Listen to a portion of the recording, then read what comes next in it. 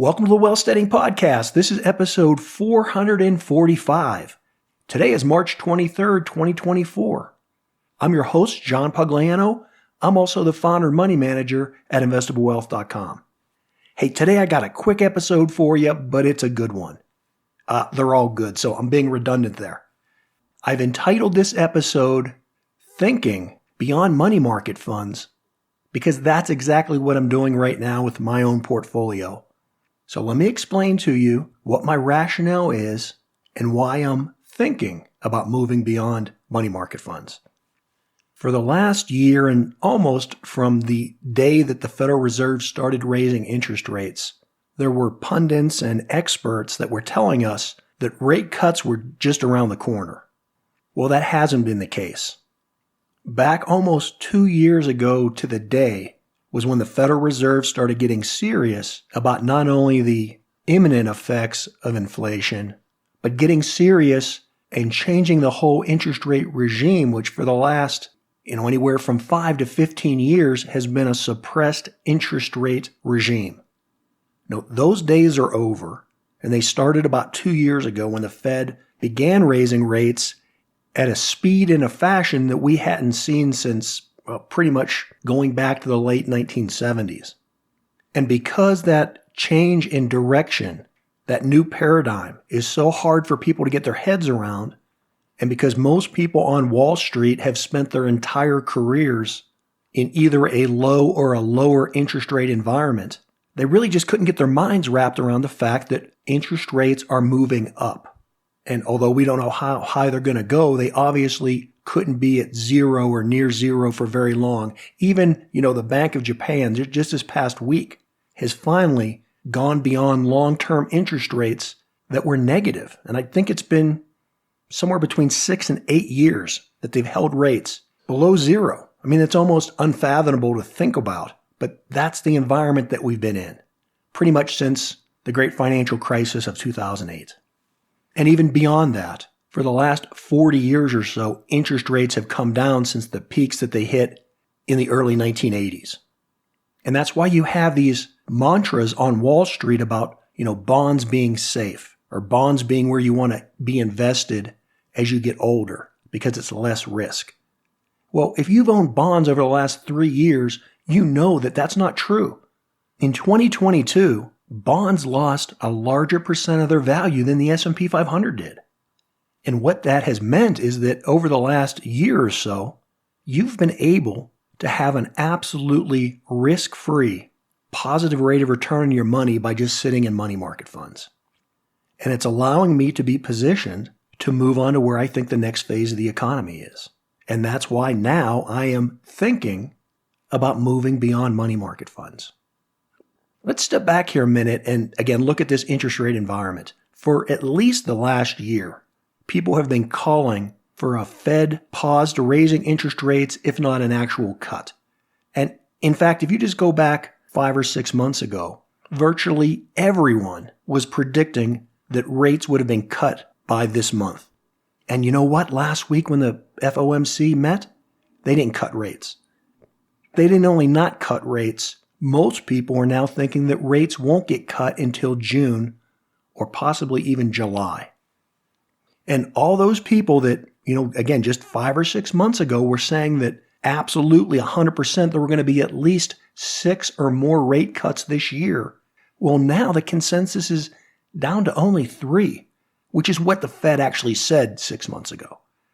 And even with that, there's a lot of people thinking, well, maybe it's only going to be 2, possibly only 1. A lot of the real thought now is that the Federal Reserve doesn't start cutting rates until the first one would come in July, and then they pause until the election, and then after the election in early November, the Fed will meet sometime towards the end of November, they could cut again, and then if they need to, they could cut additionally in December. So those 3 rate cuts would be July, November, and December. And hey, that's not a bad plan because depending upon the mix of psychopathic politicians that take over the new regime after November, we may need 2 or more rate cuts. We'll have to see. Yeah, but I'm digressing here. Bottom line, so I want to take this time over these next 3 months to begin positioning myself to moving to lower rates in money market funds. Because even if they do make that cut in July, it's probably only going to be 25 basis points. That means instead of getting 5% or more in money market fund rates, you'll get, 4 3/4. That's still a pretty darn good rate adjusted return, assuming inflation keeps decelerating at the rate that it's going at now. And it also gives you time to allow the dust to settle so we can see what are going to be the best investment opportunities for the next, say, 3 to 5 years. I think you want to be very retrospective in that, because the next 3 to 5 years, I think, are going to be quite different from what we've seen over the last 10 to 20 years. And this change that's been taking place as we've been post-pandemic is one of the reasons that I have moved so cautiously, because we are entering a different era. And personally, I think it's going to be very good for investing if you move into the right positions. And a key to moving into those right areas will be understanding how things are shifting and how they are different from the way they've been since the turn of this century. As I've already mentioned, we're not in an era of declining or near zero interest rates. I think that long-term rates are pretty much going to stay about where they are right now, at a minimum. Unless the economy goes into a huge tailspin, then there really isn't a reason to cut long-term rates, because they're about where they should be. In fact, they're on the low end of where they should be. If GDP is growing around 2% and inflation's running around 2%, then you should have at least a 4% 10-year treasury yield. And that's, about where we are. So we're on the low end of where we should be. But that's totally different from the way things have been. Another big shift that I think that we're headed for in the coming years, and it's what we've seen just recently over the last couple years, is that we're going to have a whole lot more geopolitical instability. The relative peace that we've seen in the developed nations over the last 40 or more years, I think is coming not necessarily to an end, but it's not as guaranteed and sure as it had been. And along with that threat of hot wars is also a return to a Cold War era, which again has not been the case since like 1991 when the Soviet Union imploded.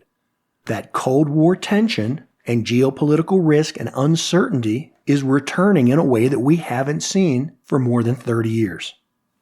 And along with that is the stability and the deflation that's come out of China over these last at least 25 to 30 years. At least since China entered the World Trade Organization, and if not, 5 or 10 years before that, we've seen a great deal of industrialization move to China, and that resulted in a flood of cheap products into the developed worlds, developed economies. Well, that's not the case for several reasons now, one of which is that China's labor force has aged, and they no longer have the demographics to have the low-cost labor that they had 30, 40 years ago. All that's going to mean that inflation is likely going to be higher, and higher inflation doesn't necessarily mean hyperinflation, but it means pesky, annoying inflation that's definitely at the higher levels than we've seen over this, moderation of inflation over the last 20 years. All that is also good news for North America because we have the workforce and the technology and the energy sources, and we're building and increasing the manufacturing capacity, which I think is going to counteract a lot of the negatives and thus is, again, a reason for my long-term cynical optimism. Okay, I digressed. Here's the bottom line.